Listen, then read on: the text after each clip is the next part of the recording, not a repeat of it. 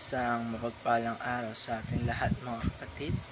Ako muli si Adrian Bernales ng Batch 3 at ito naman ang aking daily devotion. At ngayong araw ay pag-uusapan natin muli ay kung paano lumalam sa Biblia. At ito ang special series 2 out of 10 o Covenant. At ang Bible verse natin ngayong araw ay Ephesians chapter 1 verse 4 to 5. At ngayong araw naman ay ang topic natin ay patungkol sa Covenant of Redemption, isang walang hanggang kasunduan sa loob ng Trinidad. Sa kasunduang ito, ang Ama ang nagplano ng kaligtasan ng mga mananampalataya. Ang Anak ay kusang loob na itinupad ito sa pamamagitan ng kanyang buhay o kanyang sakripisyo sa cross ng Kalbaryo. At ang Banal na Espiritu naman ay ang siyang nagpapatupad ng kaligtasan ito sa atin. At ang sinasabi naman sa Ephesians chapter 1 verse 4 to 5 ay according as He hath chosen us in Him before the foundation of the world, that we should be holy and without blame before Him in love, having predestinated us unto the adoption of children by Jesus Christ to Himself, according to the good pleasure of His will. Makikita natin dito na bago pa man palikha ang ating mundo, ay mayroon ng plano ang ating Diyos para sa ating kaligtasan. Hindi ito isang bagay na bigla ang naisip lamang.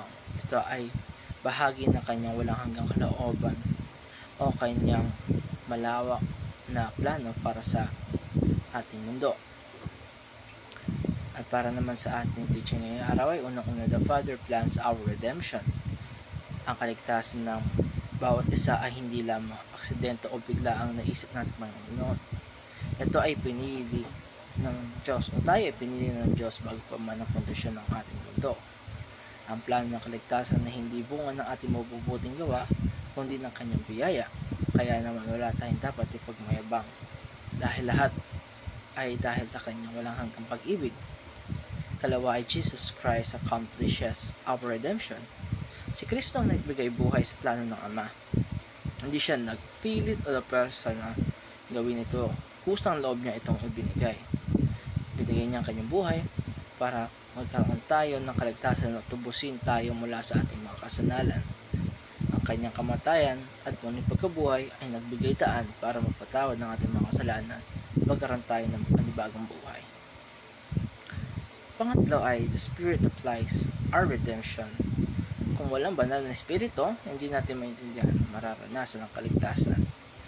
Siya ang gumagawa sa ating puso para tayong tumugon sa Ebanghelyo. Siya rin ang nagbabago sa atin araw-araw.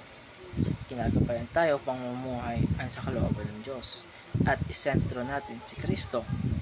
At para naman sa ating application ay unang-una absorb the blessings of redemption.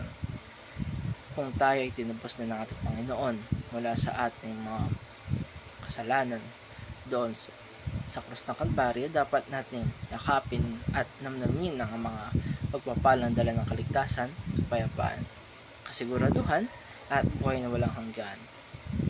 At pangalawa, be grateful and loving as God's adopted children.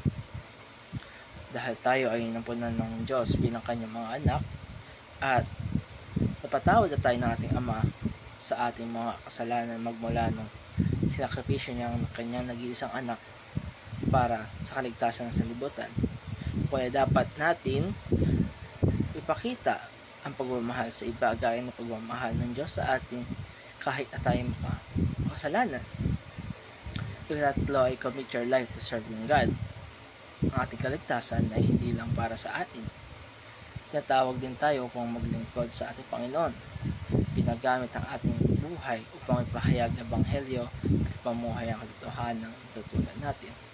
At maaaring gamitin tayo o maging instrumento tayo ng Panginoon kagaya na lamang ng ating mga talento sa pag-awit, sa pagtugtog, sa pagkanta.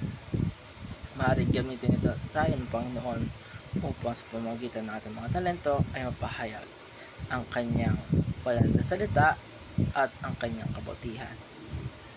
At dito nagtatapos ang aking daily devotion mga kapatid.